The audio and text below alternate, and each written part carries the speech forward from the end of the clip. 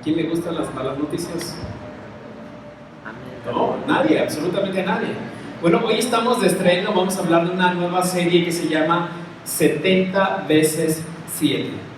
Y a quien me diga por qué le pusimos 70 veces 7, les voy a invitar una coca de allá abajo de la Asturiana. ¿Por qué, Pastor? ¿Por qué? Por el perdón. Porque es verdad. Porque esa es la manera en la que Jesús nos dice que debemos de perdonar a los demás. ¿Recuerdan el contexto? Pedro va y le pregunta a Jesús: Maestro, ¿cuántas veces tengo que perdonar a una persona que peca contra mí? Una persona que me hace daño, que me lastima, que dice cosas hirientes. ¿Cuántas veces tengo que perdonar a esa persona? Y Jesús le dice: Pedro, tienes que perdonarla hasta 70 veces 7. Pedro le dice: Señor, hasta 3 veces tengo que perdonarla. En el contexto de los judíos, perdonar a una persona que te hace daño una vez es de justos. Está bien, ¿no? 2 veces es como que, oye, tú eres casi un santo. Y 3 veces es increíble, imposible perdonar a una persona que peca contra ti, que te hace daño 3 veces. Por eso Pedro se va hasta el extremo y le dice: Señor, ¿hasta 3 veces? Esperando que Jesús le dijera: pues sí. Y le dijo: pues no. Te digo que hasta 70 veces 7. ¿Cuántos? 70 veces 7. ¿Alguien tiene calculadora? Yo sé que ustedes no fueron a la escuela, pero ¿tiene calculadora alguien? ¿Cuánto es 70 veces 7? 490. 490 veces. En otras palabras, Jesús le dice: tienes que perdonar siempre, siempre, constantemente. De eso es de lo que vamos a estar hablando nosotros en esta nueva serie. Pero antes de eso, necesitamos hablar del perdón de Dios hacia nosotros. Porque tú y yo podemos perdonar a las personas porque Dios nos perdonó a nosotros. Debemos perdonar a las personas porque Dios nos perdonó a nosotros. Y ninguno de los que estamos aquí vamos a perdonar más a alguien que nos hace daño, más de lo que Dios nos perdona a nosotros. ¿Te das cuenta? A veces creemos que nos estamos pasando de buenas gentes con las personas. Ya le pasé 1, 2, 3 veces. Pero ninguno de los que está aquí puede perdonar a alguien más de lo que Dios nos ha perdonado a nosotros. Y esa es la base del perdón. Podemos perdonar precisamente por eso. Así que les voy a pedir por favor que busquen su Biblia. También va a aparecer en sus pantallas Segunda de Corintios, la segunda carta a los Corintios, capítulo 5, versículo 21. Y cuando lo tenga, por favor, póngase de pie conmigo y vamos a dar la lectura a esta porción de la palabra. Va a aparecer aquí, así que póngase de pie, por favor, para que lo leamos todos juntos. La palabra de Dios dice así, todos juntos: al que no cometió pecado alguno, por nosotros Dios lo trató como pecador, para que en él recibiéramos la justicia de Dios. Oremos. Dios, te damos gracias por este domingo que nos regalas y la oportunidad, la bendición de estar delante de ti y decirte que te amamos y que estamos muy contentos con ser tus hijos. Gracias por tu perdón en nuestras vidas, porque ciertamente nos perdonaste mucho, Dios, y nos sigues perdonando mucho. Permite que tu palabra llegue a nuestros corazones y cualquier cosa, Señor, cualquier pensamiento, cualquier sentimiento, cualquier inquietud que intente impedir que esto suceda, por favor, Señor, hazme un lado y permite que nosotros podamos escucharte claramente. Y a mí solamente úsame como instrumento tuyo y tú recibes toda la gloria y la honra. En el nombre de Cristo Jesús oramos y todos decimos amén. Tome su lugar, por favor. ¿Sabías tú que no hay nada más lejano de la pecaminosa naturaleza del ser humano y nada es más característico de la gracia divina que el perdón? El perdón es característico de Dios. Dios ama perdonar. Dios anhela perdonar. Dios está dispuesto a perdonar. Ese es Dios. Nosotros nos negamos a perdonar. Nos resistimos a perdonar. Intercambiamos el perdón por ciertas cosas. Si tú haces esto, entonces yo te perdono. Si tú dejas de hacer esto, entonces yo te perdono. Y ese no es perdón, ese es un intercambio precisamente. El perdón no pide absolutamente nada de regreso. Nada. No es condicionado por nada. Por eso decimos que no hay nada más alejado de nosotros, pero nada más cercano de la gracia de Dios que el perdón. Ustedes saben que el perdón es uno de los temas principales de la Biblia. ¿Saben que aparece por lo menos en 146 ocasiones la palabra perdón, perdonar en la Biblia?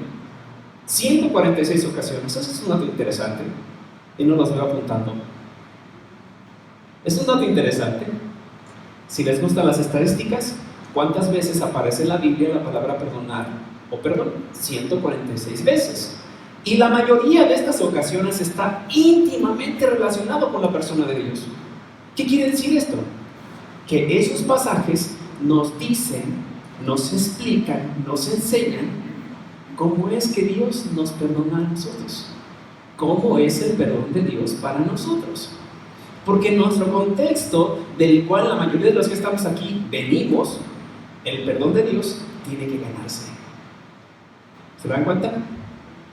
Hay personas que van y hacen mandas, que van y cargan sus santos, que van y se flagelan, que van y bailan a chalma. Yo sé que ninguno de ustedes puede bailar a chalma, por lo menos no que yo sepa.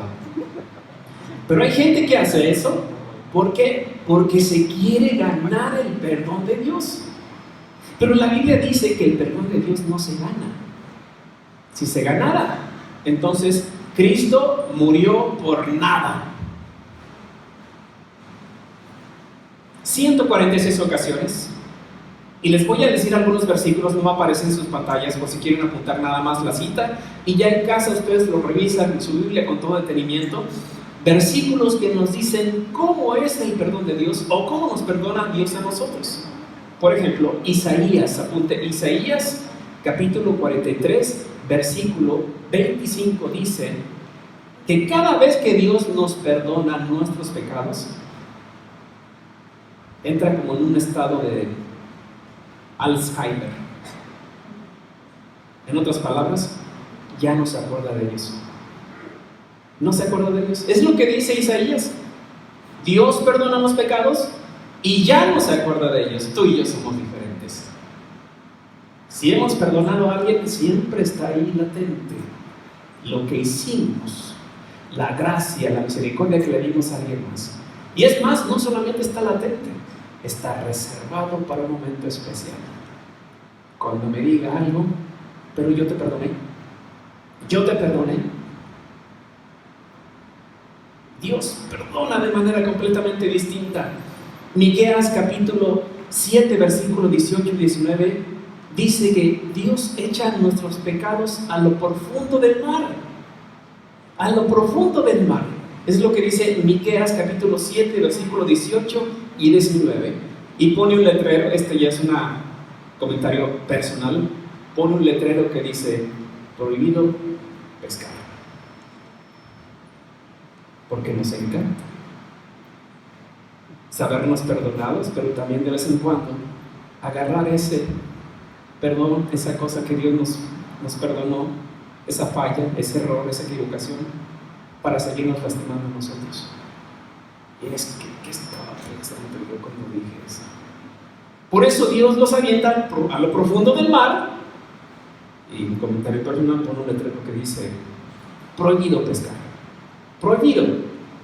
Isaías capítulo 1 versículo 18, apúntese también. Isaías capítulo 1 versículo 18 dice que si nuestros pecados fueran rojos como la grana, Él los hace blancos como la nieve. Y por último, primera de Juan capítulo 1 versículo 9, que para mí es uno de mis versículos preferidos. Primera de Juan 1:9, primera carta de Juan 1:9, dice que si los confesamos, Dios, que es fiel y justo, no nos perdonará y nos limpiará de toda maldad. ¿Te das cuenta? El perdón de Dios no se basa en tu justicia o mi justicia, se basa en la justicia de Él. Dice, Dios que es justo, no dice ustedes que son muy buenos, pues Dios no, dice, Dios que es fiel y justo, se los perdonará y los limpiará de todo maldad. Eso es lo que la Biblia dice del perdón de Dios para nosotros. Por eso necesitamos leerla y profundizar en ella para poder salir libres de aquí. Si tú vienes cargando con algo que hiciste en el pasado, hace algunos días, hace algunos meses o hace algunos años, y que no has podido perdonarte, necesitas comprender el perdón de Dios. Necesitas conocer más el carácter de Dios. Porque no hay nada en este mundo que Dios no pueda perdonarte. Por más veces que tú y yo caemos, Dios sigue siendo el mismo. Sigue siendo misericordioso. Sigue estando dispuesto a perdonarnos una y otra vez. Desde la historia de Adán, en el libro de Génesis, y a través de toda la Biblia vemos a muchas personas que pecaron. Es más, ¿te das cuenta de que la Biblia es la historia de hombres que pecaron, que cayeron? No hay una sola historia en toda la Biblia que tú digas, este brother sí, se ganó el cielo. Obviamente nuestro Señor. Pero de ahí en fuera todos los demás fracasaron. ¿Fracasó Adán y Eva? ¿Fracasó David? ¿Fracasó Abraham? ¿Fracasó Pedro? Todos ellos fracasaron y en ellos Dios demostró cómo es su perdón. Y eso debe darnos esperanza a nosotros. La verdad es que yo no sé qué es aquello que tú necesitas que Dios perdone en tu vida. Yo sé que necesito que Dios perdone mi vida. Pero sin importar qué es lo que sea, qué es lo que vengas arrastrando, qué es aquello que te siente todavía, que te sientes culpable, que te impide descansar y dormir y poder levantarte en la mañana y decir, Señor, gracias. Sin importar qué sea, debes estar completamente seguro que Dios puede y quiere perdonarlo. ¿Estás seguro de eso? Porque a veces creemos que Dios puede perdonarlo, pero dudamos mucho en que Dios quiera perdonarlo. Y hasta decimos esto, ni Dios lo puede perdonar. El día de hoy, el anhelo de mi corazón, y yo creo que el anhelo del corazón de Dios, es que tú salgas de aquí convencido de que Dios puede perdonarte, de que Dios quiere perdonarte, y que tú puedas recibirlo para poder tener esa paz y tranquilidad que solamente el perdón de Dios puede darnos. Pero para que eso suceda, debemos comprender un par de cosas primero. Por favor, va a aparecer en sus pantallas, y les pedimos una disculpa porque los boletines vinieron con un problemilla ahí, así que a algunos les dimos unas hojitas en blanco para que apunte esos puntos que queremos que usted pueda recordar durante el transcurso de su semana. Primero, punto número 1, apunte por favor, debo comprender que hay noticias malas y buenas. Eso es lo primero que necesitamos recordar. Debo comprender que hay noticias malas y buenas. Y ahora, inciso número A. Primero, ¿cuál es la mala noticia? La mala noticia es que Dios castigará todo pecado. Eso es lo que dice la Biblia. Que Dios castigará todo pecado. Dios es un Dios bueno, misericordioso, pero también es un Dios justo. Y en su justicia Dios va a castigar todo pecado. Ayúdenme a leer, por favor, hombres, lo que dice Gálatas capítulo 6, versículo 7, va a aparecer en sus pantallas. Gálatas 6, 7. Hombres, por favor, como si estuvieran despiertos, como si hubieran desayunado, con fuerza, todos juntos. No se engañen, de Dios nadie se burla. Cada uno cosecha lo que siembra. ¿Está de acuerdo con esa declaración que dice la Biblia? ¿Sí? Algunos de ustedes saben que en mi adolescencia yo trabajé en el campo, en Michoacán. De hecho, ya tengo mucha familia. Y en ese tiempo, sembré aguacate, sembré fresa, sembré zarzamora, sembré caña, sembré marihuana. No, eso sí no lo sembré. Eso ya estaba sembrado cuando yo llegué. Pero nunca vi que cuando yo sembraba caña, nacieron aguacates. ¿No se les hace raro? Nunca vi que cuando yo sembrara fresa, no nacieran zarzamoras. Nunca vi eso. Si yo sembraba caña, salían cañas. Si yo sembraba fresas, salían fresas.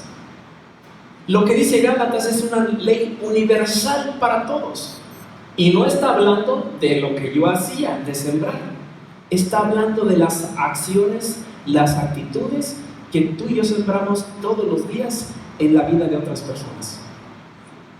No se refiere a que tú si sembraste una plantita, no se refiere. Esa no es la aplicación. La aplicación es lo que tú y yo estamos sembrando en la vida de otras personas. ¿Qué estamos sembrando en la vida de otras personas? ¿Qué estás sembrando en la vida de tus hijos? ¿Qué estás sembrando en la vida de tu esposa, de tu esposo? ¿Qué estás sembrando en la vida de las personas que están contigo en el trabajo, en la escuela? ¿Qué estás sembrando en la vida de las personas cuando vas al súper, cuando vas a verificar, cuando vas a cualquier lugar? ¿Qué estás sembrando? Si sembramos enojo, odio, amargura, resentimiento, chismes, pleitos, eso es lo que vamos a cosechar. Es eso. Gálatas dice eso, de nadie. Dios no se puede burlar uno de Dios. Nadie se puede burlar de Él. Así que si estamos sembrando eso, no esperemos que vamos a recibir amor, aceptación, consuelo, comprensión, misericordia, apoyo. No. Sería loco pensar eso. Que si estoy sembrando eso en la vida de las personas, va a brotar amor como de una fuente. No. Va a brotar lo que yo estoy sembrando. Lo que yo estoy sembrando. Mira, tú puedes sembrar cosas buenas en una persona y después cosechar cosas malas. A todos nos pasa. Pero nunca puedes sembrar cosas malas y cosechar cosas buenas. Nunca. Y Gálatas está diciendo eso. No se engañen, porque lo que uno siembra, eso es lo que uno va a cosechar. Así que, ¿qué estamos sembrando nosotros en la vida? ¿Qué estamos sembrando? Necesitamos pensar muy bien en eso y cambiar nuestra semilla, porque todo está en eso. No quieras cambiar y empezar a podar cuando ya está grande la planta, ya no vas a poder hacer absolutamente nada. Hay que cambiar la semilla. Para Dios el pecado es cosa seria. El pecado provoca en la creación sufrimiento en muchos aspectos. Y quiero compartir con ustedes 3 frentes en lo que provoca sufrimiento el pecado en la vida de las personas. No va a aparecer en sus pantallas, por si quieren apuntarlo. El primer frente en el que provoca sufrimiento es en nosotros. En nosotros. Después de que el pecado entró al mundo, ya nada fue igual. Hubo muerte, también hubo muerte espiritual, hubo dolor, hubo enfermedad y hubo maldad. Entonces el pecado provoca sufrimiento en nosotros. Ese es el primer frente. ¿Te das cuenta de que el plan de Dios nunca fue que las personas murieran? La consecuencia del pecado fue esa. Las personas empezaron a morir. De hecho, cuando Dios le dice a Adán, no comas de ese fruto, porque si lo comes ciertamente morirás. La palabra en el griego puede traducirse como morirás muriendo. ¿Y acaso no es lo que está sucediendo con nosotros cada día? Todos los que estamos aquí tenemos una fecha de caducidad. Todos. Venimos con eso ya impreso. Morirá tal tiempo. El sentido es precisamente ese. Si muriendo fue una consecuencia del pecado, entonces quiere decir que no estaba dentro del plan de Dios que tú y yo muriéramos. Pero ese es el primer frente en el que provoca sufrimiento. El segundo frente es en las personas. Primero es en mí y después es en las personas. Un padre alcohólico no solamente se afecta a sí mismo. Sería fabuloso que los pecados que tú y yo cometemos nos afecten solamente a nosotros. Afecta a sus hijos, afecta a su esposa, afecta a las personas que están alrededor y afecta hasta a su economía. Porque mi papá dejaba de comprar alimentos para la casa para poder comprarse una caguama y nosotros teníamos que quedarnos sin comer. Entonces no solamente es que este es mi pecado y es muy mío y no pasa, no es cierto, esa es una mentira. Lo que tú haces, bien o mal, afecta positiva o negativamente la vida de las personas que te rodean. Entonces muchos de los pecados que nosotros realizamos o provocamos también hacen sufrir a las personas que están a nuestro lado. Y el tercer frente provocó el sufrimiento de Jesús. ¿Te das cuenta que Jesús murió por todos nuestros pecados, los tuyos y los míos? Así que no es cosa sencilla. Para Dios el pecado es cosa seria y Él no puede permanecer indiferente cuando está provocando ese sufrimiento en tu vida, en la vida de los que te rodean, y provocó el sufrimiento y la muerte de su Hijo Jesús. Y si para Dios es cosa seria, para nosotros también tendría que ser cosa seria.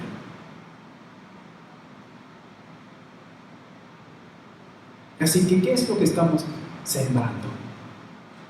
Porque eso es lo que vamos a cosechar. Inciso B, apunte por favor. La buena noticia es que Dios sí justifica al impío. La buena noticia es que Dios sí justifica al impío. Un dato interesante para ti. ¿Sabías que después de que Dios perdona a una persona, esta persona va y reconoce su falta, le pide perdón a Dios, Dios está completamente dispuesto, abierto para recibirle y perdonarlo? Dios nunca te va a decir que no, siempre te va a decir sí cuando le pides perdón. ¿Sabías que después de que Dios te perdona y nos perdona, nunca vuelve a referirse a nosotros como pecadores? Nunca. Ve las cartas, desde Romanos e incluso hasta Apocalipsis. Y si encuentras un pasaje donde Dios se refiere a sus hijos como pecadores, te invito a la cena. Si lo encuentras, se va a referir como pecadores redimidos, pero nunca va a decir esta bola de pecadores que nunca vuelve a referirse Dios a nosotros de esa manera. Se refiere a nosotros como sus hijos amados, como su herencia preciada, como su pueblo escogido, como su nación santa, pero nunca como estos pecadores miserables. Nunca. Y eso es justificación. Eso quiere decir la justificación. Mujeres, por favor, ayúdenme a leer lo que dice Romanos capítulo 4, versículos 7 y 8. Por favor, todos juntos, mujeres. Dichosos aquellos a quienes se les perdonan las transgresiones y se les cubren los pecados. Dichoso aquel cuyo pecado el Señor no tomará en cuenta. ¿No te da esperanza este pecado, este pasaje? ¿No te da esperanza? Dichoso al que se le perdonan sus pecados. Dichoso. Ustedes saben que la traducción para dichoso es feliz. Feliz aquel al que se le perdonan sus pecados, al que se le cubre la falta. Feliz aquel. Si solamente tú y yo nos quedáramos con la idea de que Dios va a castigar todo pecado, seríamos los más miserables del mundo, porque tú y yo hemos pecado y mucho.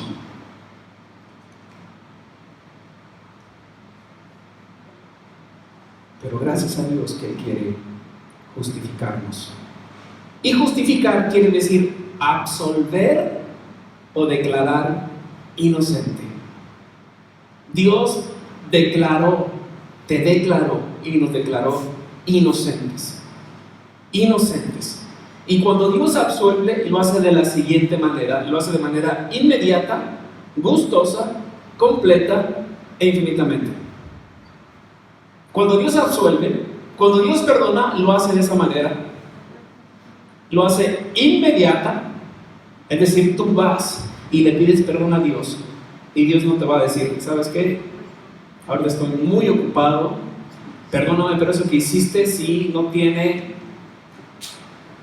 dame chance de que se me baje un poquito y después platicamos y quién sabe, tal vez te pueda perdonar, pero ahorita no, ahorita no, estoy muy enojado, dame chance, así que se me baje. Dios nunca te va a decir eso. Cuando tú vas y le pides perdón a Dios, Dios te dice sí, perdonado. Entonces Él perdona de manera inmediata. No es como tú y yo, que tenemos que meditar, lo que tenemos que ver y los pros y las contras y ya después, ok, está bien, para que no estés dando lata, estás perdonado. No, lo hace gustosamente. A Dios le encanta perdonar, le encanta perdonar. A ti y a mí no nos cuesta trabajo, pero a Dios le encanta. Así que lo hace de una manera muy gustosa. No pone su cara larga cuando te dice, está bien, te perdono. No, le encanta perdonar.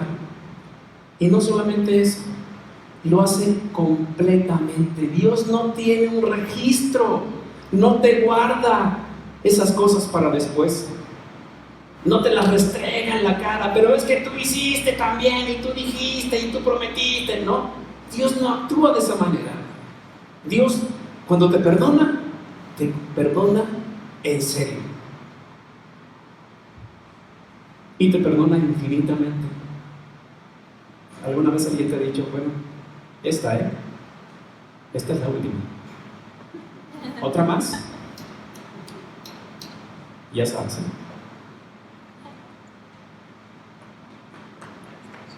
Dios te dice, esta, y la que sigue, y la que sigue, y la que sigue, y la que sigue, y la que sigue, y las que siguen. El perdón de Dios no tiene límites. No tiene límites. Así que no te limites tú en ir a pedirle perdón a Él. Es que si voy, seguramente Dios está enojado, no quiere verme, porque ya he metido la pata como 7 veces en lo mismo, seguramente no me va a perdonar, y bla, bla, bla, y bla, bla, bla, y bla, bla, bla. Tú estás limitando el perdón de Dios en tu vida. No te limites. El perdón de Dios es infinito. Puedes ir las veces que sean necesarias. Las veces. Repite conmigo, por favor. Gracias, Dios, por tu perdón en mi vida. Repita conmigo. Gracias, Dios, por tu perdón en mi vida. Esto necesitamos decirlo todos los días. Todos los días. Al momento de levantarnos, al momento de acostarnos. Gracias, Dios, por tu perdón en mi vida. Porque el perdón de Dios no tiene límite. No tiene límite. Punto número 2, por favor. Punto número 2. Lo siguiente que quiero compartir con ustedes es que debemos comprender el ministerio de la reconciliación. Debo comprender el ministerio de la reconciliación. Recuerda, estamos hablando del perdón de Dios, que es la base para que nosotros podamos vivir en paz con Él y en paz con las personas. Segundo, debo comprender el ministerio de la reconciliación. Hombres, por favor, ayúdenme a leer lo que dice 2 Corintios capítulo 5, versículo 18 al 20, por favor, todos juntos. Todo esto proviene de Dios, quien por medio de Cristo nos reconcilió consigo mismo y nos dio el ministerio de la reconciliación. Esto es, que en Cristo Dios estaba reconciliando al mundo consigo mismo, no tomándole en cuenta sus pecados y encargándonos a nosotros el mensaje de la reconciliación. Así que somos embajadores de Cristo, como si Dios los exhortara a ustedes por medio de nosotros. En nombre de Cristo les rogamos que se reconcilien con Dios. ¿Alguna vez te has disgustado con alguien? ¿Con tus padres? ¿Con tus hijos? ¿Con tus hermanos? ¿Con tu pareja? ¿Con un vecino? ¿Con alguien de la escuela? ¿Alguien del trabajo? ¿Te has disgustado con alguien? No se siente bonito, ¿verdad? Yo recuerdo que cuando estaba en Michoacán, sembrando lo que ya les dije, me disgusté con mi hermano Hugo. Él es mayor que yo, como 3 años. Y mi enojo duró semanas. Literal, vivíamos en la misma casa, pero estábamos enojados. Yo caminaba y hacía de cuenta que no lo veía. Pasaba por el patio y estaba ahí y yo no lo veía. Semanas. molesto, semanas disgustado, semanas enojado.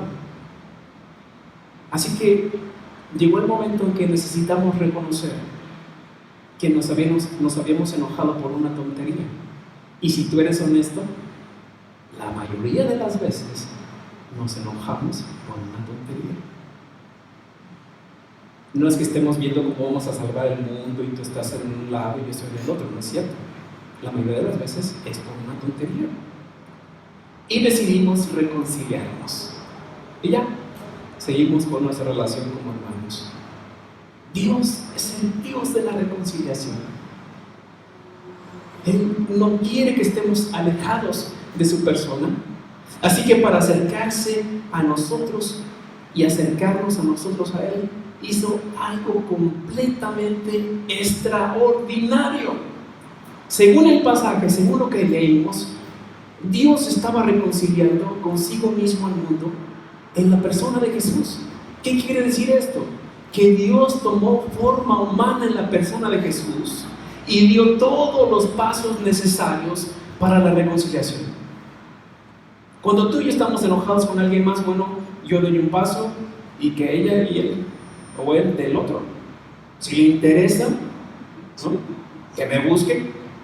Hay la misma distancia de aquí para allá que de allá para acá. No hacemos esas cosas. Dios no hizo eso. Dios no dijo: yo voy a dar el primer paso, pero ustedes tienen que dar todos los pasos que hacen falta para la reconciliación. No es cierto. Dios dio todos los pasos necesarios, suficientes, requeridos para que tú y yo pudiéramos relacionarnos con Él nuevamente.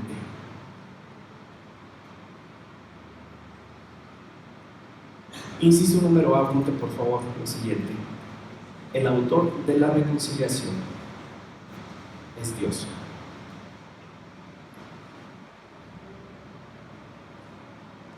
El autor de la reconciliación es Dios.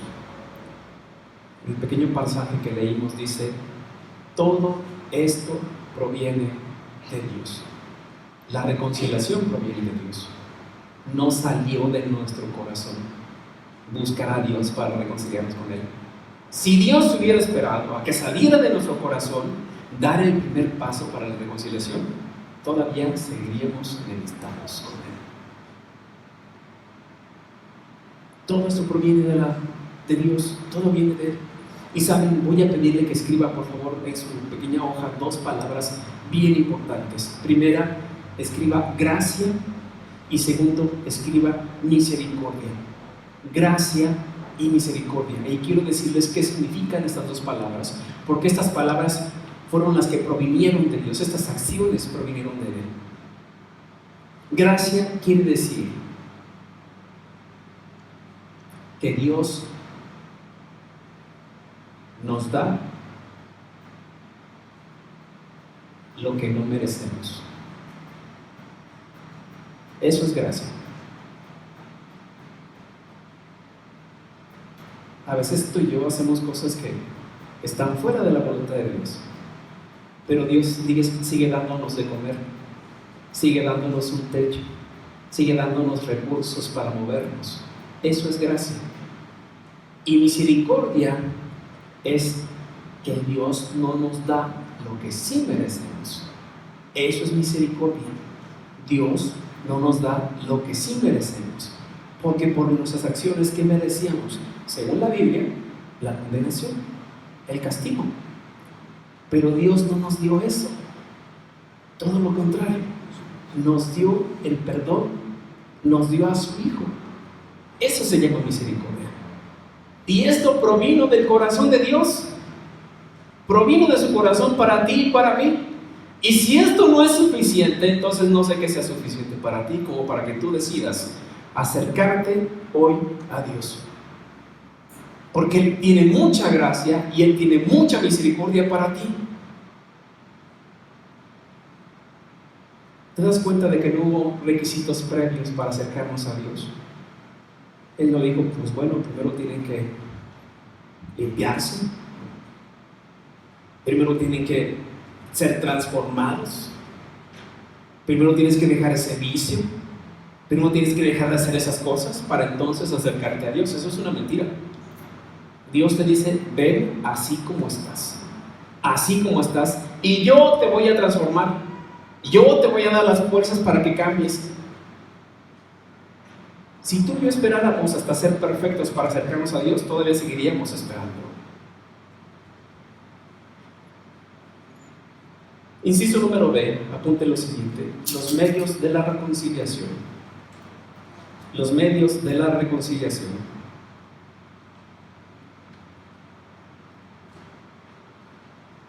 El versículo que está abajo, el versículo número 21, dice así: al que no cometió pecado alguno, por nosotros Dios lo trató como pecador, para que en él recibiéramos la justicia de Dios. ¿A quién se está refiriendo? A Jesús. A Jesús. De esto te voy a hablar de manera muy breve, porque es una doctrina muy amplia, y es una de las doctrinas que nosotros debemos atesorar como cristianos, como hijos de Dios, porque de ahí se desprende todo el asunto de la salvación, la justificación, el perdón de pecados. Viene precisamente de esas doctrinas, que es la doctrina de la justificación. Se llama, en términos teológicos, expiación, que básicamente quiere decir pago o reparación por las culpas mediante la realización de un sacrificio. Eso es lo que quiere decir la expiación. El pecado era algo tan severo que Dios requirió de un sacrificio, y que ese sacrificio pudiera hacerlo alguien perfecto, alguien que no hubiera pecado nunca. Y Dios miró a la tierra y vio que todos habíamos pecado. Entonces dijo, de aquí no puede salir, tiene que ser alguien más, y ese alguien más es la persona de Jesús. Porque Él sí es santo, Él sí es perfecto, Él cumple con todos los requisitos de parte de Dios para hacer esa expiación o ese sacrificio. Por eso quiero que apunten su boletín la siguiente palabra, puede aparecer también en su pantalla: la sustitución. La sustitución. Y que me ayude a leer lo que dice Isaías. Voy a pedir a todos ustedes que me ayuden a leer esto, porque Isaías es un libro que se escribió 700 años antes del nacimiento de Jesús. Ahora que leamos lo que dice Isaías, piensen en la persona de Jesús, y vamos a estar viendo una representación de lo que es el sacrificio, o de lo que fue el sacrificio, la crucifixión de Jesús. Pero esto es importante que lo entendamos. Fueron 700 años antes de que Jesús naciera. Isaías escribió esto con respecto a la persona de Jesús. Lea conmigo, por favor. Ciertamente Él cargó con nuestras enfermedades y soportó nuestros dolores, pero nosotros lo consideramos herido, golpeado por Dios y humillado. Él fue traspasado por nuestras rebeliones y molido por nuestras iniquidades. Sobre Él recayó el castigo, precio de nuestra paz, y gracias a sus heridas fuimos sanados. Todos andábamos perdidos como ovejas, cada uno seguía su propio camino, pero el Señor hizo recaer sobre Él la iniquidad de todos nosotros. ¿Es Jesús o es alguien más? Es Jesús, 700 años antes. Y lo que dice esta palabra que quise que usted escribiera, la sustitución, básicamente es que nuestro pecado, el perdón de nuestro pecado, no fue gratis. No fue gratis. Tú y yo no hicimos nada para ganarnos, eso es una realidad. Pero eso no quiere decir que alguien más no pagó el precio. ¿Los han invitado a ustedes a comer? Gracias por la comida, estuvo bellísimo. ¿Los han invitado a ustedes a comer a algún lugar? Y si todavía existe esta de que el que invita paga, ahorita ya a veces es al revés, ¿no? Yo te invito y tú pagas. Pues oye, gracias por considerarme. Pero si todavía existe esto en las relaciones que ustedes llevan a cabo, el que invita paga, usted comió gratis. Pero eso no quiere decir que alguien... Y ahora, si esto no fue amor, entonces, ¿qué es amor? La segunda palabra que me gustaría que apuntara en sus hojas es la imputación. La imputación. Ahorita quiero explicar un poquito más el significado de esta palabra.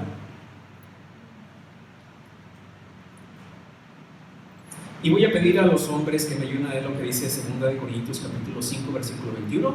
Va a aparecer en sus pantallas, por favor. Hombres, despierten todos juntos. Al que no cometió pecado alguno, por nosotros Dios lo trató como pecador, para que en él recibiéramos la justicia de Dios. ¿Alguna vez has sentido que te han tratado de manera injusta? ¿En el trabajo, en tu casa, en la escuela? ¿Que te han tratado de manera injusta? Y que tú dices, es que me están llamando la atención por algo que yo no hice. O te están cobrando algo que tú no debes, ¿no? Jesús fue tratado así durante todo su ministerio. Jesús fue tratado de esa manera, de una forma injusta. El término imputación significa atribuir algo a otra persona o acreditar algo a la cuenta de otra persona. Eso significa literalmente la palabra imputación. Atribuir algo a otra persona. Nuestras culpas a la persona de Jesús, nuestro pago a la persona de Jesús. Eso es lo que significa esta palabra. Así que Jesús no solamente murió en lugar de nosotros, murió recibiendo el castigo por todos nuestros pecados.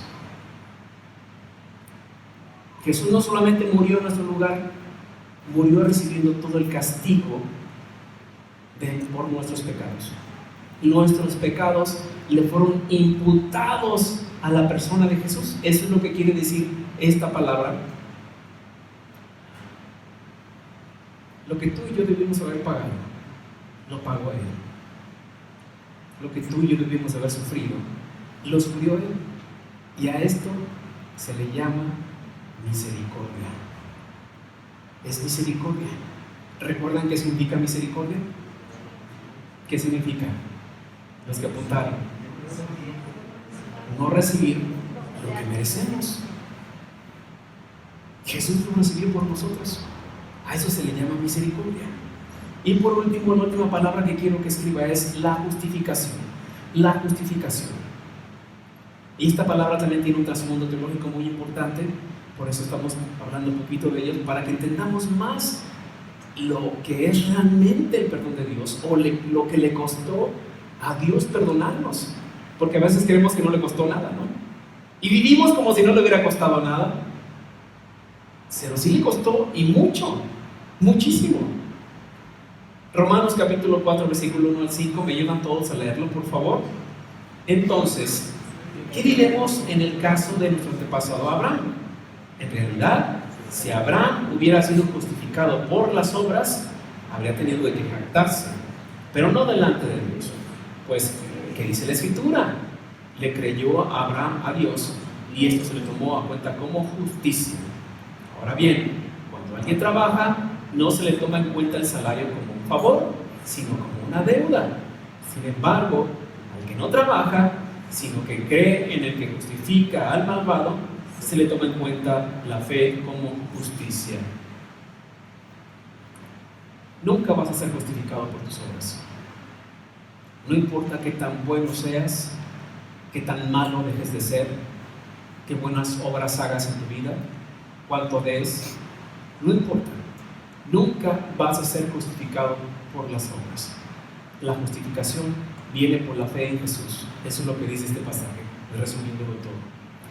La finalidad de Dios al poner a Jesús como el sustituto nuestro e imputar en Él todas nuestras culpas fue justificarnos.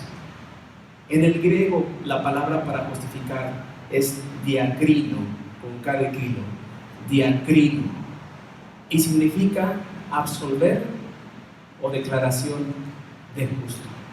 Absolver o declaración de justo. Este fue un término que Pablo recogió de la corte en las que él creció, donde un juez observa todas las evidencias al favor y en contra del acusado y da un veredicto, inocente o culpable, según lo que haya encontrado, según las evidencias. Dios, como es el juez, al ver el sacrificio, la muerte y resurrección de Jesús, tuvo todas las evidencias a nuestro favor para declararnos justos. Ya no hay condenación, ya no hay nada que pagar. Eso es lo que dice la Biblia. Y al justificar al pecador, Dios lo absuelve, lo declara justo, lo considera justo y lo trata como una persona justa. Insisto, Dios ya no vuelve a referirse a ti como pecador. Ya no vuelve a verte a ti con los mismos ojos después de que fuiste justificado por el sacrificio de Jesús. Te ve a través de la persona de Jesús. Cuando Dios te ve a ti, ve a Jesús en tu persona. Por eso puede tratarte de esa forma amorosa, misericordiosa. Si Dios nos viera como realmente somos, claro, nos trataría por como somos en realidad. Pero Dios ve a Jesús en nuestras personas y por eso puede tratarnos de esa manera, como trata a su Hijo, como trata a su Hijo. Y además de eso, hemos llegado a ser parte de la familia de Dios. ¿Cómo tratas a los miembros de tu familia? Espero que bien. Dios nos trata muy bien. Nos trata muy bien. La justificación es tanto el acto de absolver como la declaración correspondiente que afirma que existe un estado de justicia. Si Dios te justificó cuando tú recibiste a Cristo, pero también existe un estado permanente de justicia para ti, todos los días, hasta el final de tu vida. Dios te sigue viendo como justo. No te ve como pecador, no te ve como ajeno a su familia, no te ve como extraño, te ve como una persona justa gracias al sacrificio de Jesús. ¿Qué quiere decir esto? Cuando Dios nos ve de esa manera como personas justas, que las acusaciones de maldad son canceladas. Son canceladas. Que el pecador, ahora justificado, tú y yo, llegue a estar en una relación correcta con Dios. Tenemos paz para con Él. Podemos acercarnos a Dios. Que el pecador, ahora justificado, tú y yo, se encuentra ante un Dios como si nunca hubiera pecado. Y eso es extraordinario.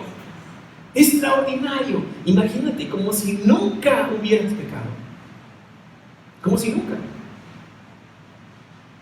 Cuando tú y yo perdonamos a alguien más, siempre tenemos en mente el recuerdo de lo que hizo, de lo que nos dijo. Y eso de una u otra manera interfiere en nuestra relación para con él o para con ella. Es que seguramente me voy a volver a traicionar, o sea, mejor me reservo. Tú y yo somos así, pero Dios no.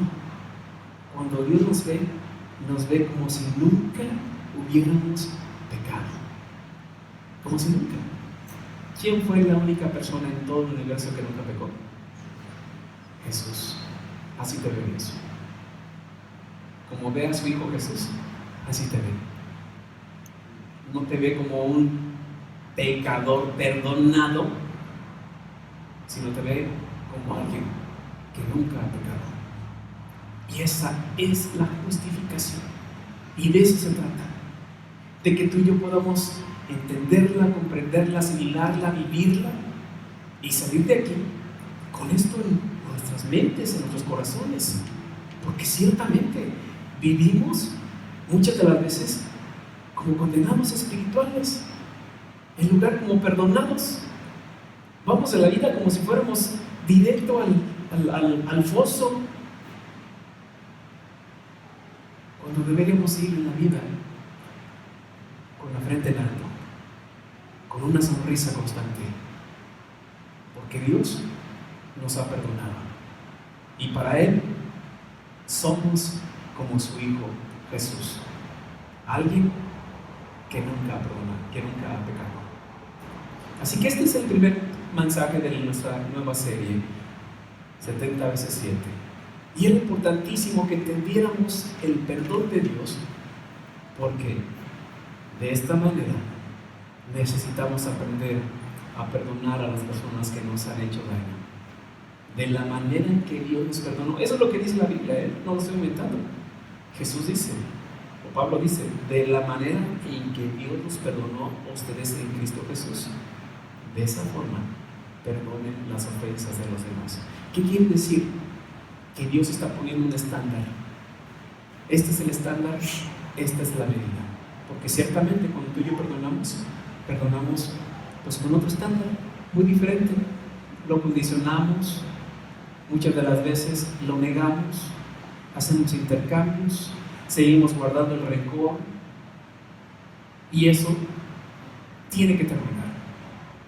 Tiene que terminar para que podamos tener mejores relaciones entre nosotros y mejores relaciones con Dios, porque de la manera en que nos relacionamos con las personas de aquí, eso interfiere mucho de la manera en que nos relacionamos con Dios. La Biblia dice, si ustedes no aman a las personas que pueden ver, ¿cómo pueden amar a Dios? A quien no pueden verlo. ¿Se dan cuenta? Así que me encantaría que si tú quieres realmente experimentar el perdón de Dios en tu vida, si quieres ser libre de esas culpas, si quieres tener paz con Él, si quieres empezar a caminar con Dios de una manera distinta, donde tú te das cuenta de que Dios te ve como alguien no solamente que ha sido perdonado, sino como alguien que no ha pecado, y quieres renovar tu relación con Dios, quieres iniciar de nuevo y decirle, Señor, yo quiero ese perdón en mi vida, quiero vivirlo, quiero experimentarlo, pero también quiero otorgarlo. Me encantaría que te pusieras de pie juntamente conmigo y hagamos un nuevo compromiso con Dios para poder caminar en la vida con paz en nuestras mentes y corazones, y con paz en nuestras relaciones, que es tan importante también. Ore conmigo. Dios, gracias por tu gracia en nuestras vidas, porque tú nos diste cosas que nosotros no merecíamos, por nuestro actuar, por nuestra vida, por nuestras actitudes, y eso es gracia, y te damos gracias por ello. Pero también te damos gracias por tu misericordia, porque no nos diste cosas que sí merecíamos, por nuestro actuar, por nuestra manera de ser, por nuestros pensamientos. Gracias por tu misericordia en nuestras vidas. Gracias por tu perdón, que está siempre disponible, que es completo, que es perfecto. Gracias por perdonar nuestras vidas. Pero Dios, por sobre todas las cosas, gracias por tu Hijo Jesús, porque sin Él nada de esto hubiera sido posible. Gracias por la vida de tu Hijo, gracias por su muerte, pero también gracias por su resurrección, porque eso nos da a nosotros la garantía de que hemos creído en un Dios de poder. Permítenos vivir, Dios, una vida que primero te honra a ti. Ayúdanos a examinarnos a nosotros mismos y ver qué cosas estamos haciendo que no te agradan. Pero también, Dios, ayúdanos a vivir vidas libres, donde nosotros podamos conocerte como ese Padre misericordioso, como ese Padre perdonador, y podamos relacionarnos contigo de la manera en que se relaciona tu Hijo Jesús. Ayúdanos también a trabajar en lo que tenemos que trabajar, para relacionarnos con las personas que están al lado nuestro de una manera que te honra, Señor. Te damos gracias por este tiempo, te bendecimos, Dios, en el nombre de Cristo Jesús oramos y todos decimos